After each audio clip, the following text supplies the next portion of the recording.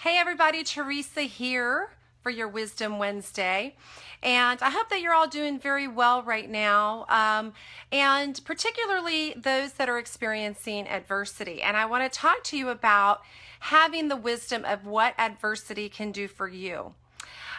We all experience adversity, and adversity really can be considered your friend. And I know that when you're going through a dark night of the soul, so to speak, or a time of transition, that it can feel so terrible. I mean, it doesn't look like a gift, it doesn't smell like a gift, it doesn't taste like a gift, but truly, the times of adversity are when we learn the most about ourselves.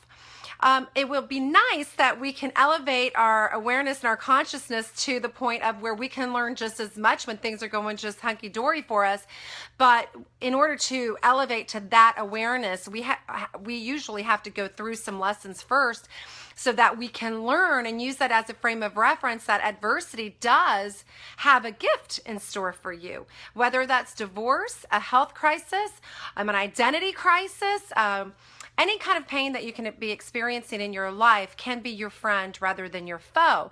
If you will listen to this wisdom nugget that I'm giving to you today, which is during adversity. Hi everybody, welcome. Hi Caitlin, hi Victoria. I can see the two of you have joined. There's other people, but I just see your names right now.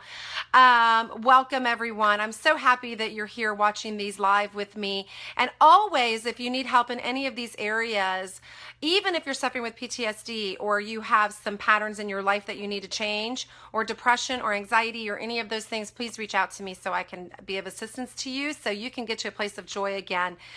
So this adversity, this friend, which we want to resist it so much. We don't want to go through pain so much that we literally can live inside a box so that we don't ever take risks, or we keep in the same pattern that we've always had over and over again because we're used to it, that we actually get so fearful of experiencing pain that sometimes we create it. That's a lesson for another day, how we are such amazing creators. But as far as adversity is concerned, this is when we are forced to dig deep. This is when, in order to get through the storm and get to the shore, we have to go through the lesson. We have to gather up our internal strength. Hi, Anthony Davis.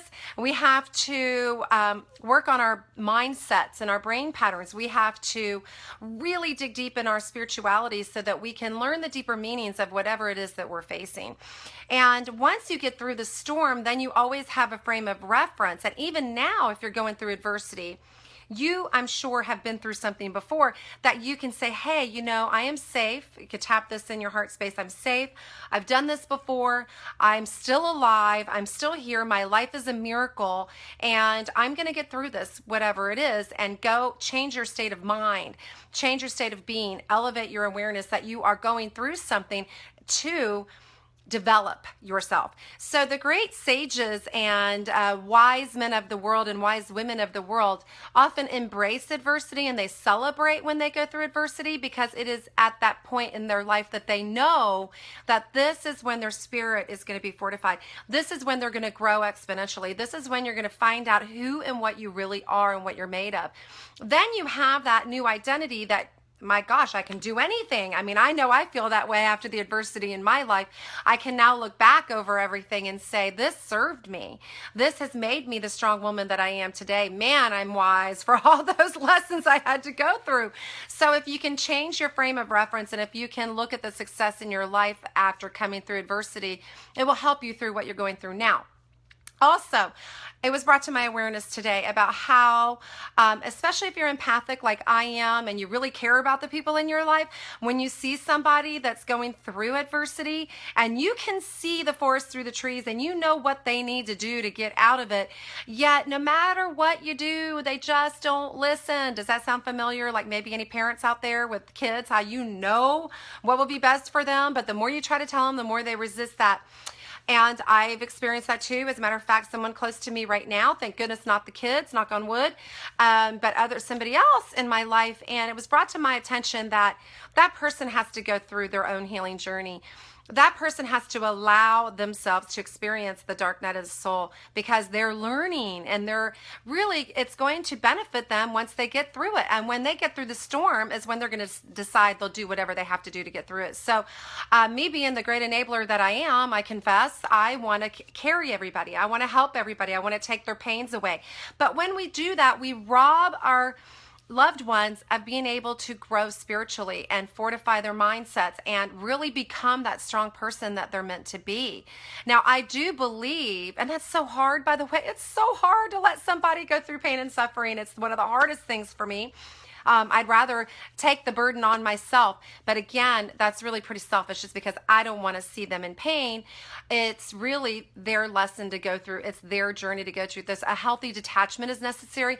Be there for support, for comfort, but we can't cure people from experiencing the pain and suffering that they're going to need to go through in life, their adversity. So maybe you could be the person that spreads this message to your loved one that's going through adversity, that you know that they're in the storm, but the shoreline is just, a glance away, and that they will get there. And remind them of adversity they've been through before. Remind them of their success that they've had before. And remember to instill hope, to stir up someone's faith and hope. It's the best gift that you could give them. And maybe it was brought to my attention that it could be like that person has the flu, and you're just there to bring them the chicken soup and the warm blanket and be there with love and support. We can't change the people's adversity around us, but what we can do is be a shining example and remind everyone in our life that you've been there before, you've done it already, and have your faith that you'll get through it. And when you do, you'll have a whole toolbox full of new tools for the rest of your life when you face adversity again. So,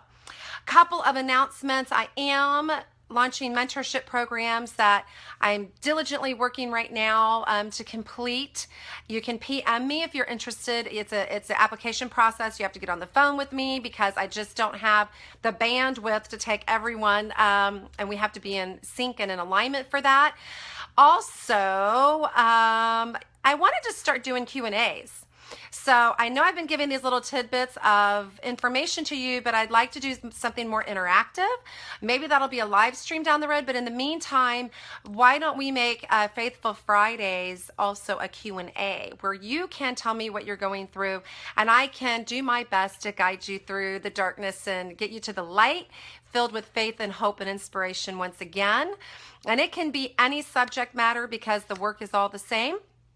And then also, if I'm a little out of touch, or I'm a little early or a little late, I'm going to be at an event. I'm going to be at Thrive in San Diego. If you're watching this and you're going to be at Thrive, come and find me. I will be there at the Hyatt Manchester in downtown San Diego for Cole Hatter's event, Thrive, Make Money Matter, with a bunch of amazing speakers. A lot of people that I know will be there. I will make some new friends, and who doesn't love that? So anyways, take care, you guys. If you have any issues with grief, sadness, emotional trauma, you want to work on your mindsets, you want to connect spiritually deeper, reach out to me. I'm here for you.